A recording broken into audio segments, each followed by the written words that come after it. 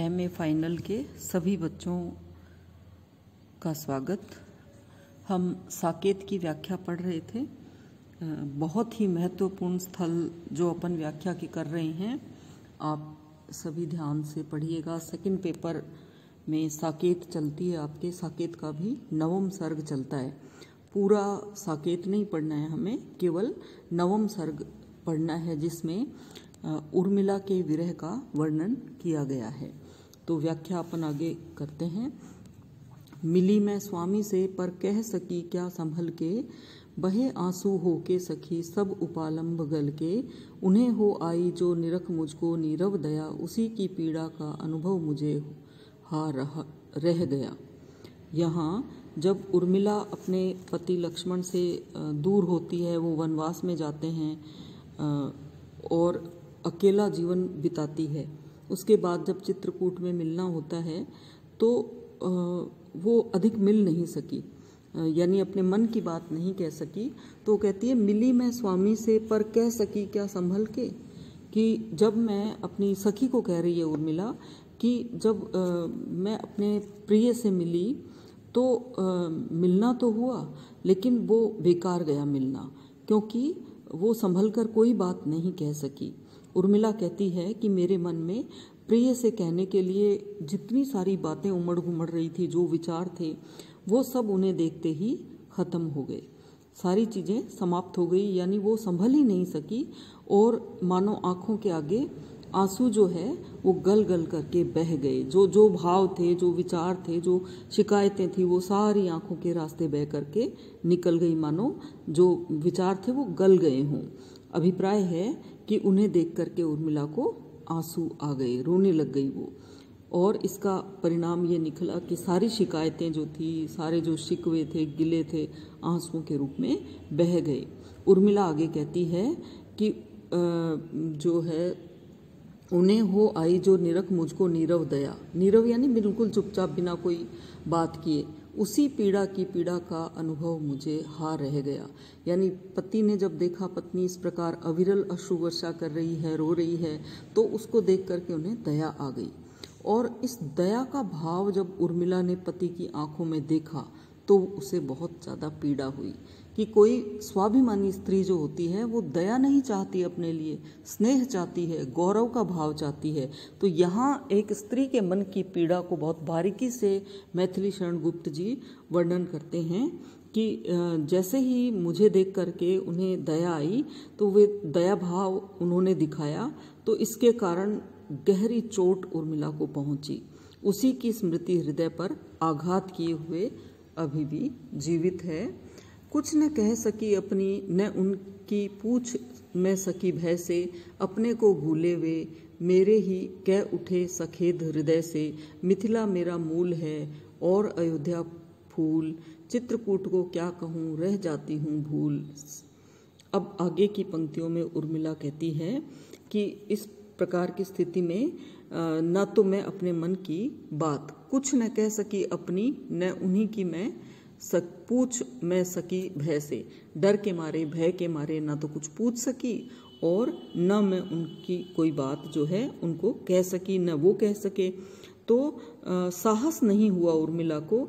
वे तो क्या पता कुछ कह भी देते, है ना, पति तो कह भी देते, किंतु देखकर द्रवीभूत हो गए और अपनी बात ही भूल गए।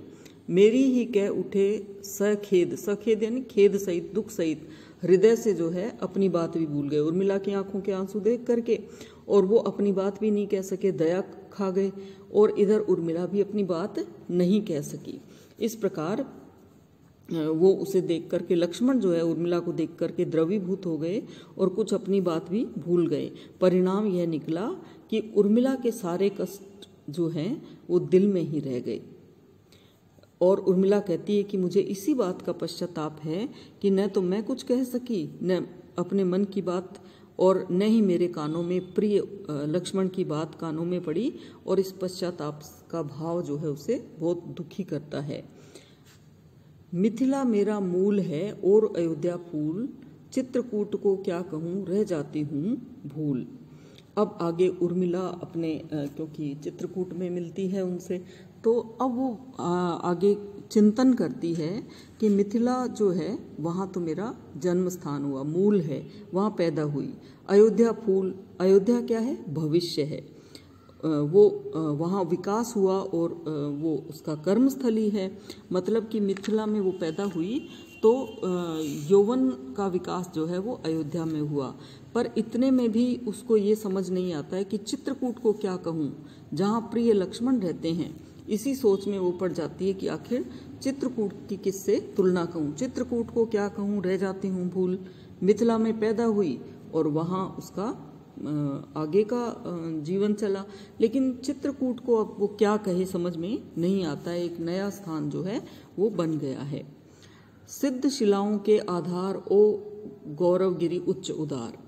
यहाँ मैथिली शरण गुप्त जी जो है वो चित्रकूट की पर्वतमालाओं का सुंदर चित्रण करते हैं। प्रकृति का बिंबात्मक रूप से बहुत ही सुंदर चित्रण हुआ है इनमें और बहुत ही सघन चित्रण है। इन पंक्तियों में उर्मिला चित्रकूट पर्वत का वर्णन करती हुई कह रही है, सिद्ध शिलाओं के आधार ओ गौरवगिरी उच्च उदार। हे चित्रकूट, तुम तो शिलाओं के आधार हो, यानी प्रस्तर शिलाएं हैं बड़ी बड़ी, जिन पर बैठ करके अनेक तपस्वी जो हैं वो सिद्धियां प्राप्त करते हैं। ओ गौरवगिरी उच्च उदार, हे पर्वतों में गरिमापूर्ण उच्च पर्वत, तुम बहुत ही गौरवशाली हो और तुझ पर ऊंचे ऊंचे झाड़, तने पत्र में छत्र पहाड़, क्या अपूर्व है तेरी आड़। उर्मिला कहती है कि तू पर्वतों में तो उच्च है ही, बहुत ही गरिमावान और गौरवशाली है, भारत का भाल है, तेरी उदारता भी सर्वविदित है और तेरे ऊपर ऊंचे ऊंचे झाड़ियाँ लगी हुई है, कंटीले पौधे लगे हुए हैं, पत्र में छत्र पहाड़ और ऊंचे ऊंचे कटीले पौधे खड़े हैं, पत्ते हैं, बड़े बड़े तेरे वृक्षों के पत्ते प्रतीत होते हैं, मानो यत्र तत्र छतरी रोपी हुई हो। ऐसे लगता है पत्र में छत्र पहाड़, मानो इधर उधर जो है छतरी रोपी हुई है और शीत घाम से बचने के लिए तू विलक्षण ओट का कार्य करता है। तुझ पर ऊंचे ऊंचे झाड़, तने पत्र में छत्र पहाड़, क्या अपूर्व है तेरी आड़। आड़ क्या होती है? अपन किसी चीज़ की आड़ लें, सहारा लें, तो पर्वत पर अगर बारिश आ जाए या कोई किसी प्रकार की आंधी आ जाए तो ये जो बड़े बड़े पत्ते हैं वो छतरी का काम करते हैं। तो फिर से देख लो एक बार, तुझ पर ऊंचे ऊंचे झाड़, तने पत्र में छत्र पहाड़, क्या अपूर्व है तेरी आड़।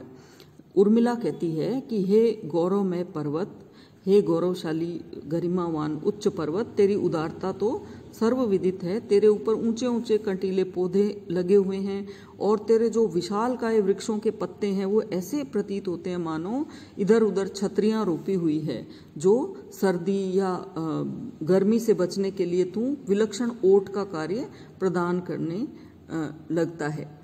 करते हैं बहुजीव विहार ओ गौरवगिरी उच्च उदार। उर्मिला कहती है सबसे बड़ी विचित्रता है कि तेरे ऊपर बहुत से जीव जंतु जो है विचरण करते हैं, विहार यानी विचरण करते हैं। हे चित्रकूट, तू तो वाकई बहुत उदार है, ऊंचा है, गौरवशाली है। घिर कर तेरे चारों ओर करते हैं घन क्या ही घोर, नाच नाच गाते हैं मोर, उठती है गहरी गुंजार ओ गौरवगिरी उच्च उदार। उर्मिला चित्रकूट पर्वत का वर्णन करती हुई कहती है, हे चित्रकूट, तेरे चारों तरफ घिर कर, तेरे चारों तरफ जो है वो बादल जो है घिर जाते हैं और घनघोर गर्जना करते हैं, मोर गाते हैं। बादलों की ध्वनि, मयूरों के कूकने से जो है गंभीर गुंजन छा जाता है। हे गौरव के स्रोत, कवि यहाँ वर्णन करते हैं, हे गौरव के स्रोत पर्वत, तू महान है, उदार है। हे चित्रकूट पर्वत, जब भी कभी आकाश वर्षा करता है तब सबसे पहले तेरे पर वर्षा होती है, क्योंकि सबसे ऊंचा है। घिर कर तेरे चारों ओर करते हैं घन क्या ही घोर, नाच नाच जाते गाते हैं मोर, उठती है गहरी गुंजार ओ गौरवगिरी उच्च उदार। नहलाती है नभ की वृष्टि, अंग पहुँचती आतप सृष्टि, करता है शशि शीतल दृष्टि, देता है ऋतुपति श्रृंगार ओ गौरवगिरी उच्च उदार। उर्मिला कहती है कि हे चित्रकूट पर्वत, जब कभी आकाश वर्षा करता है तब सर्वप्रथम तेरे ऊपर ही वर्षा की भीषण मार पड़ती है। धूप से भी तू प्रभावित होता है और धूप फैलकर तेरे शरीर के जल कणों को पोंछती है ना। नहलाती है नभ की वृष्टि, बारिश होती है तो तुझे नहलाती है। और अंगों को पोंछने का काम कौन करता है? आतप सृष्टि। जो धूप आती है, सूर्य का प्रकाश आता है, वो जल कणों को पोंछता है। और करता है शशि शीतल दृष्टि, चंद्रमा तेरे शरीर को शीतलता प्रदान करता है। और बसंत ऋतु तेरा श्रृंगार करने हेतु आती है। देता है ऋतुपति श्रृंगार, ओ गौरवगिरी उच्च उदार, कि जो है बसंत ऋतु तेरा श्रृंगार हेतु आती है। तू सचमुच गौरवशाली है, तेरी उदारता और गरिमा अनुकरणीय है। सच भी है, जिस पर्वत की चिंता सूर्य चंद्रमा आकाश ऋतुएं करती हों, भला वो गौरवशाली नहीं कहा जाएगा क्या? तो इस पर्वत की महिमा का, चित्रकूट की गरिमा का वर्णन किया है और बहुत ही उदात्त वर्णन कवि ने किया है। एक श्रेष्ठ नायिका, स्वाभिमानी नायिका का इसमें चित्रण किया है। प्रकृति का बहुत ही सुंदर चित्रण किया गया है और इसमें बिंबात्मकता भी बहुत ही सुंदर है। तो अब अगले पदों की व्याख्या हम कल करेंगे। धन्यवाद।